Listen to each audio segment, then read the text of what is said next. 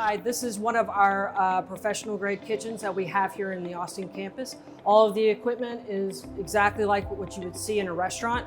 So when you come here, you're going to learn how to use this equipment and make you a better employee. And our chef instructors will be with you every step of the way. And you'll just hit the ground running as soon as you start school with us. So this is Kitchen 5. This is primarily where our pastry classes are held, even though they can be technically held in any kitchen, but this is where pastry students will spend most of their time.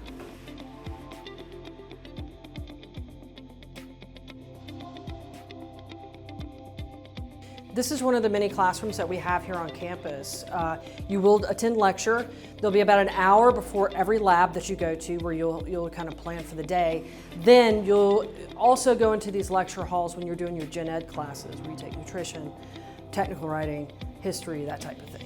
Something that's unique about the Austin campus is we have this garden that is completely student driven. And the students can come out, they can harvest, they learn about crop rotation, they can take what they pull from our garden, use it in their dishes as they go into the kitchen to cook. It is definitely a unique opportunity at our campus. So this is our smoker, and once again, this is something that's unique to the Austin campus. Austin is known for its barbecue, and so we felt like it was a really good way to showcase Austin and our campus by having something that truly represents Austin. This is the front office. This is the first place that you'll encounter when you come to our campus.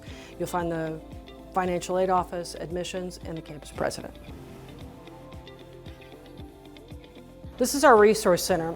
Here the students, we have a huge library of books where the students can dive in and find out what they're interested in. We also have computers that they can use, as well as printers for their homework or production sheets.